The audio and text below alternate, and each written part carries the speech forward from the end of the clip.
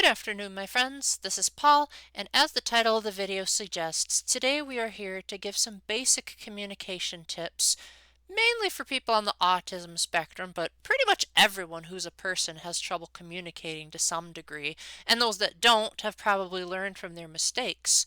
So I figured even if you're not autistic, maybe you could learn a couple of pieces of advice from someone who has made so many blunders in talking to people, but I have a pretty good compartmentalized memory, so I can usually remember those blunders and learn from them. And from what I've been told from other people, I think I've learned pretty darn well if their testimonies is to be believed.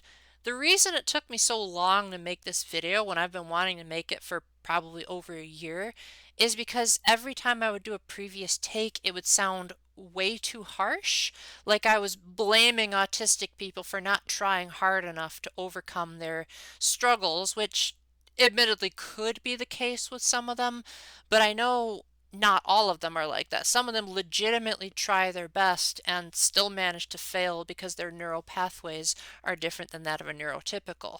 So I want to come across as more of a gentle advisor as opposed to a you are wrong and you are stupid and cut it out with your nonsense. Like, I don't want to come across as a drill sergeant. And if I do, you're officially taking it the wrong way. So please don't.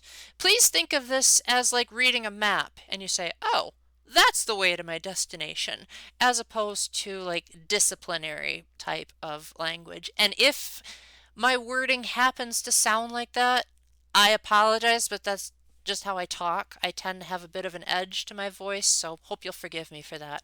I thought I'd keep things simple for now, and so I wrote down 6 different pieces of advice to get you started on basic communication. Keep in mind, these are not foolproof solutions by any means. Every single person in the universe is different, especially when you're talking to someone of the opposite gender. That probably needs a video all on its own.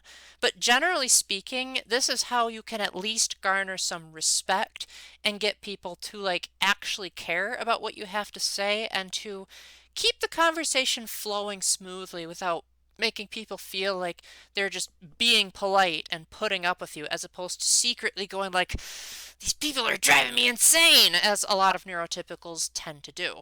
Keep in mind, if you are on the autism spectrum watching this, that a lot of what I'm going to say is probably not going to seem obvious to you because your neural pathways are designed that you're not supposed to recognize these cues. But just because you don't recognize them doesn't mean that they don't exist. It's the same way as how you can't see the wind, but you still know the wind is there. You just might not be able to see it. So in the same way, trust me when I say that when people are thinking these things, they are actually thinking them, and this is how they feel. You just don't recognize it. But thankfully, there's an item on this list that can help you overcome that particular burden. So I figure that nowadays the society is getting a bit too ADHD-ish and that they have really short attention spans. So I will start with the most important communication tip. And if you are the type that can't remember long stretches of advice, stop the video right now, get out a notebook or your phone or whatever it is you need to take notes. Clip this video so that you get this section, whatever you need to do, underline it, highlight it, whatever you need to do. Get rid of one-word answers and greetings. That is perhaps my biggest pet peeve when it comes to communication, is when people communicate with just one word. Some examples of this: hi, bye, okay, NP, which is abbreviation for no problem, whatever. All of those come across as very conversation stoppers, and they also come across as very abrupt and lacking personality. People, when they are conversing, they want the conversation to have what's called a flow, which means that it naturally goes back and forth between the two parties. But if you use these abrupt moments, it kind of comes across as though you don't want to talk, that you're like forcing yourself into the conversation and that you're giving the most basic answer so that in essence you don't have a personality. At least that's how the neurotypicals are going to see you. So if you are like, well, I'm a direct person, I like to get straight to the point, how am I supposed to be straight to the point if I can't say a one-word answer? Well, that's when you do variations of one-word answers to do what's called soften the blow, meaning that you say the same thing but using more words so that people don't take it the wrong way. Again, just because you don't see it doesn't mean it doesn't exist. Here's a couple of examples I like to do. Instead of saying something like, "What's up?" I'll say, "So, what kind of amazing things have been going on in your life recently?" That encourages the person to think about something exciting as opposed to just saying, "What's new?" They'll automatically respond with school or work. But this time I'm actively encouraging them to think beyond just school or work and start an actual conversation. If you want to start a conversation but don't know how and just always say, "Hi," start it out with, "Hi, Paul, how's it going? What kind of cool things do you have going on?" Or, "Hey, are you up for a conversation right now?" It kind of puts more agency to me and makes me feel like I have a choice to make, that I can choose to say, "No, I don't really have time to talk right now, but thank you for asking." If you just say hi, people are going to respond back out of obligation, feeling like, oh, if I don't respond to this person, I'm going to hurt their feelings.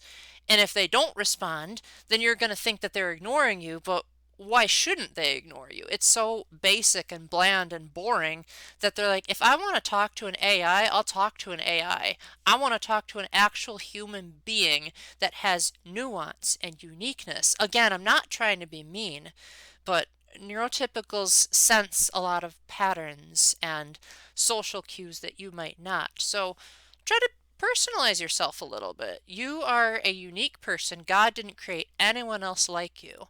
And so people want to see that part of you. They don't want to see the part of you that anyone can say. They want to see stuff that is specifically you.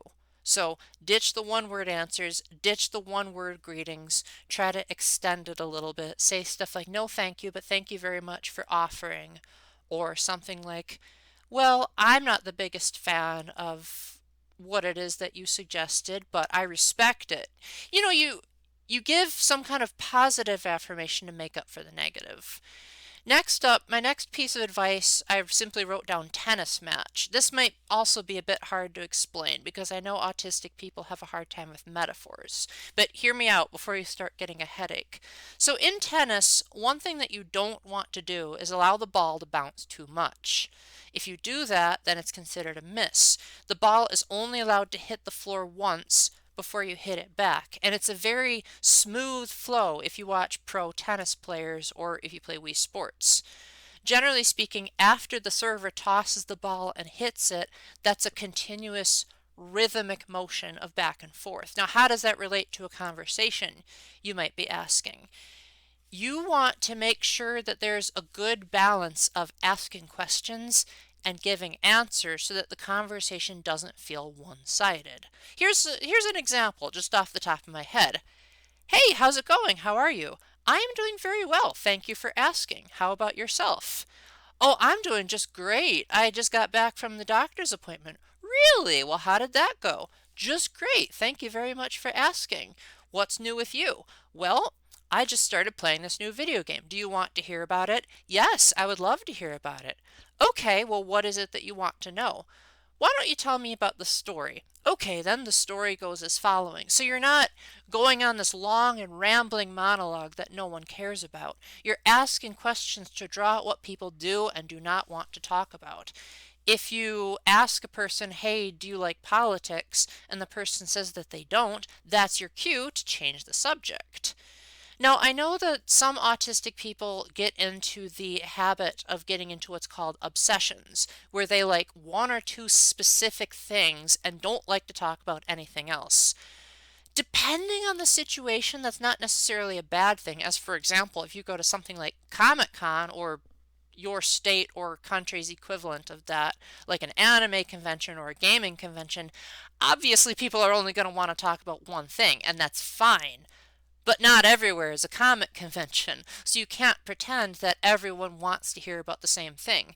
As I said in the first paragraph, everyone is different and everyone has different preferences, and I'm sure you do too. There are probably things that you don't want to hear about. So that's why the third option on this list is ask questions first, talk later. This way, If you don't know how to read the room, which most autistic people don't, that's just a fact, you can make up for not being able to read the room by asking questions about what the room is like. So you can say, what kind of things do you enjoy talking about? Then that gives the person permission to talk about what they like.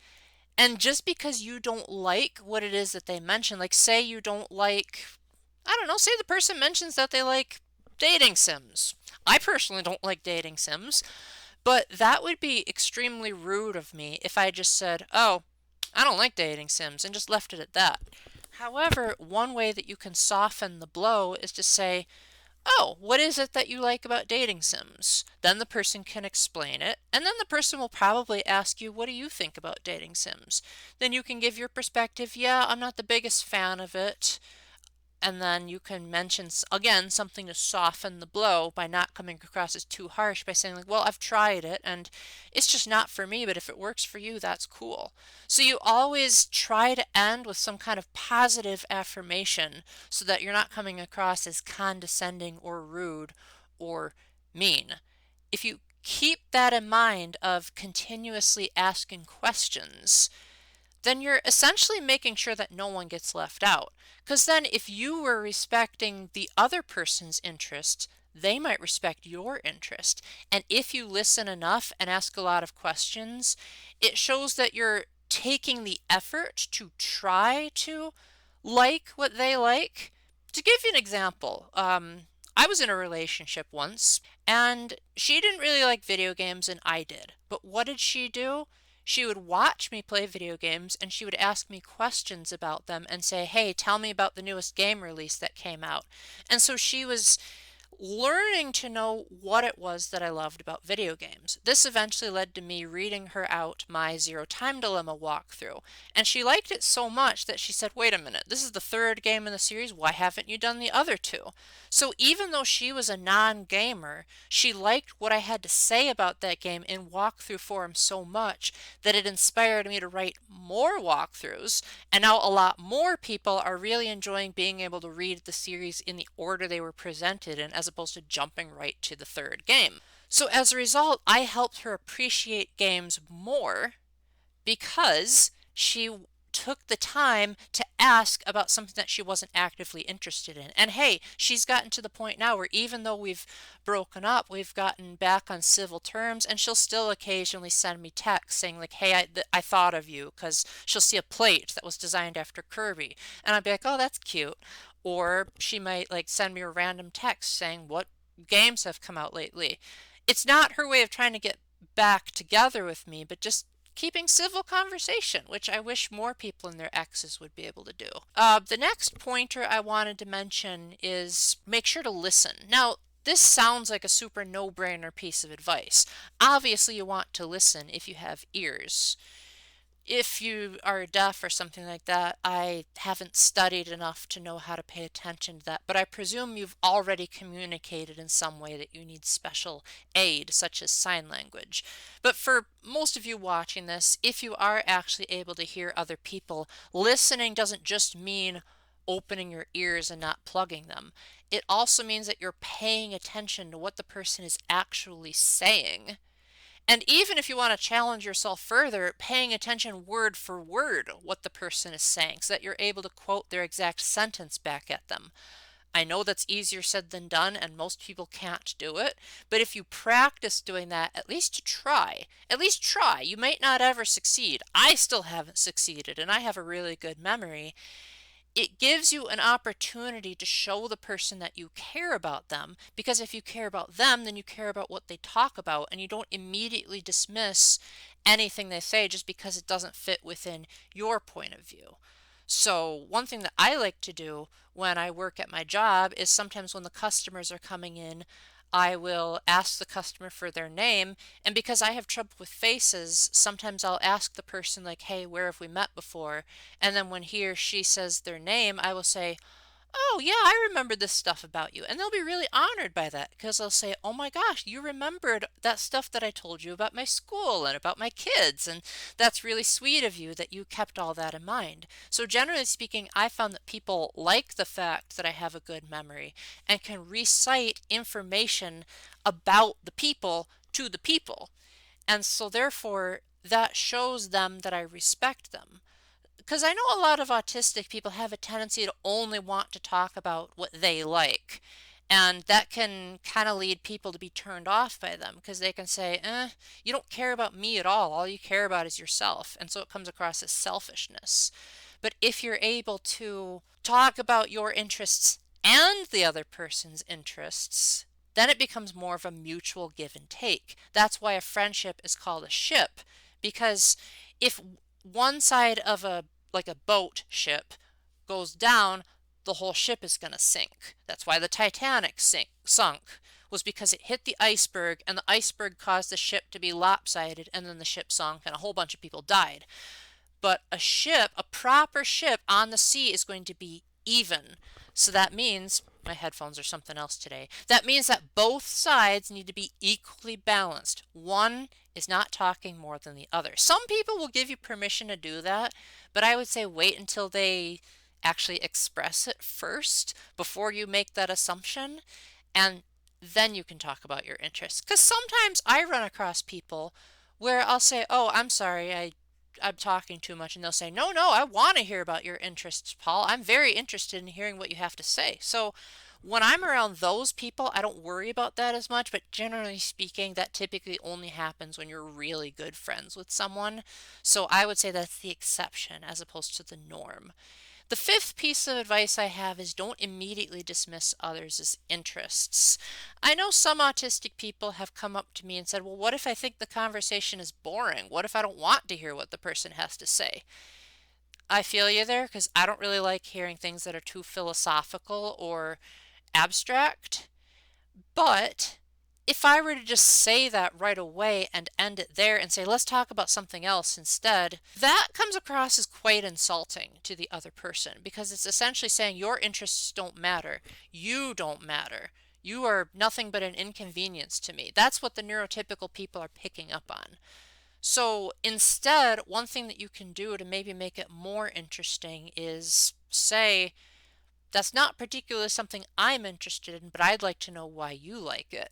And again, go back to the third point. Ask questions. Maybe you don't understand what's going on. And so you might ask, okay, could you explain that to me a little bit?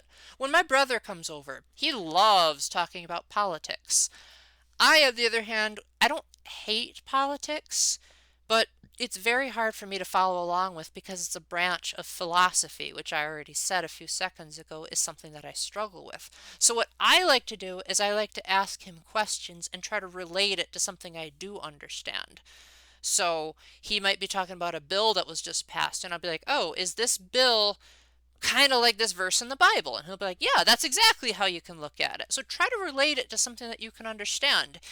Admittedly, if it's your family, this doesn't always work as well because sometimes I try to like equate something I don't understand to a moment in a video game and they'll say, oh, there he goes again talking about video games. But generally speaking, most people aren't going to be like that.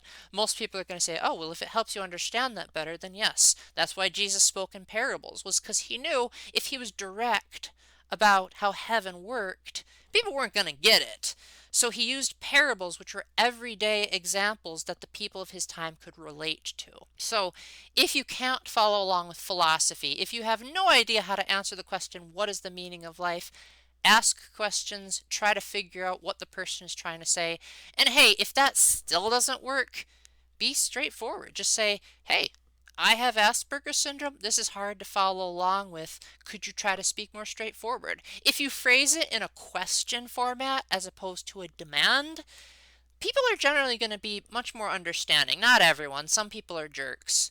But most people, I think, would say, oh, I'm sorry, I didn't mean to make you uncomfortable. Because people can't read minds. You can't read minds either. So don't expect a person to be able to do something that you can't do yourself. So if you can't figure out what people are like just by looking at them, don't expect that they're automatically going to know what you don't like. In my case, for example, sometimes I have trouble with really loud noises and loud voices. I know I might speak loud on this channel, but that's just the problem with trying to make YouTube videos, is if you're too quiet, then people say to turn it up, and if you're too loud, people say to turn it down. So sound mixing is my worst nightmare. Hopefully I'll get an assistant by next year.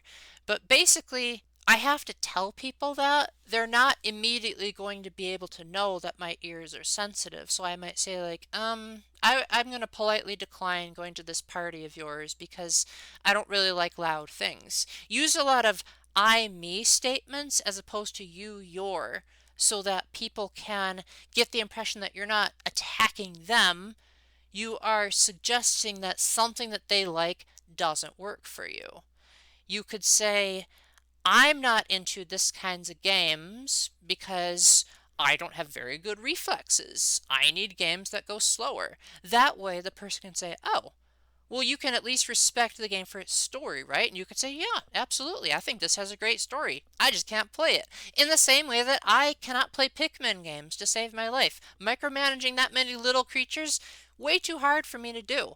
But I can respect how much of a technical marvel it was to try to get all those little creatures working together and how it must make people feel like a really powerful officer in like a war type setting. So you can respect what a person likes without necessarily liking it yourself. Just try not to be too negative. Now, finally, here's the sixth point. This is probably the second most important point next to the one that I told you to underline and stop the video and all that for. Some people have the impression that you constantly have to be talking and interjecting. And I'm here to tell you sometimes it's okay to be quiet, especially if you're in a group of 3 or more. You don't always have to feel like you're constantly making noise or interjecting into the conversation. Sure, some people are just rude and won't let you talk at all, and you'll just be sitting there in silence for an hour. But I think the vast majority of people would be willing to hear you out more if you didn't just butt in just for the sake of trying to not be silent. I know some autistic people have a tendency to kind of just like spew whatever's on their mind, even if it's like the worst timing possible. I don't want to name any specific examples, but I would imagine a similar scenario would be like, say, I don't know, say you're at a funeral and people are giving like their really somber, in-depth reminiscings about the person that just died, and you just said, hey, I just got the high score on Tetris. You see how that's totally like not connected to everything else that's going on? You're essentially redirecting the conversation to something that is completely unrelated just because you don't feel sad. Because I know autistic people have trouble grasping the concept of emotions. But again, just because it doesn't exist to you doesn't mean it doesn't exist to others. So try to remember people have feelings. And sometimes people don't always act on a metric of logic and reasoning. Sometimes people do things for stupid reasons, and you kind of just have to accept it.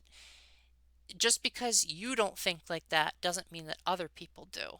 But that also means that if a person is talking about something that you don't know how to interject, then go back to the third pointer. Ask questions. Instead of just randomly changing the subject with no rhyme or reason, try to ask how maybe you can contribute. Easier said than done, because I often have a hard time interrupting people. I know it might seem like I interrupt people a lot on the interviews I do on YouTube, but that's because when you're interviewing someone online or like through Skype or Zoom, sometimes it's hard to tell when people are done talking because of the inherent nature of online communication. Whereas in an actual conversation, you might be able to read people's lips or like detect their body language. Whereas with online, there might be a delay, or you might be hearing something else and think that the person is still talking just because that's how online works. The final piece of advice I'd like to give, I didn't write this down, I just wanted to end with a couple of pieces of advice from personal pet peeves that I hope can go away pretty soon. Try to think about how people will perceive your comment before you say it. A lot of autistic people have a hard time grasping concepts such as empathy and sympathy, which, if you don't know what that is, basically means they have a hard time understanding how other people feel about things. And I don't really know an easy answer to help you figure that out, as I'm still struggling with that myself. I have a really hard time understanding what will and won't hurt people's feelings. I constantly say things that are so objective, and it makes people upset because they don't think like I do. They don't think about things in a statistical, logical manner. So I have to find a way to not come across as though I'm personally attacking. So, in the same way, I often have to ask myself, okay, if I just make a comment about, I don't know, say I make a comment about black people. I don't know how that's going to be taken, but I can make a guess. I can say, okay, based on the past, based on what I've researched about how black people were treated in the past, would this comment potentially be offensive? Should I even say it? So maybe be more slow in your communication. Don't try to talk too fast if you think that you're going to blurt out something inappropriate. If you think that maybe people don't want to hear your jokes, maybe don't say the joke. Granted, there are people out there that are drama queens and they get offended by everything. In that case, I would say just either ignore that person or just kind of. Actually, I really don't know how to handle those types of people. Uh, that's probably the subject for another video. If you think people are going to get upset, talk about something else. Talk about something neutral. But don't talk about something too neutral, like just bring up the weather, because that's such a tried and true cliche. Bring up something more personal, something about that person's life that you want to hear about. I know that this isn't going to solve all of your problems, and most of you will probably struggle with communication until your dying days. But hopefully, you can take these as guidelines on how to get better in the future. And hey, if you have something you'd like to add to this list from personal experience for the other autistic people watching this video, let me know down in the comments. And if you're not autistic, let me know, are these communication tips that you appreciate? When people do these to you, do you like it? And if you want to give more tips that maybe I missed, let me know down there in the comment section too, and hopefully the autistic people will read them. So with that, thank you very much for watching. Special thanks to my patrons Matthew Rakowski, Sploon Ghost, Splatcat, and Scooter Doodles for supporting me financially. I do like to read the comments and I do like to respond to them as long as you're not spammy. So please don't be afraid of sharing your thoughts. And until the next time, remember to keep the faith, stay epic, and God bless. Bye!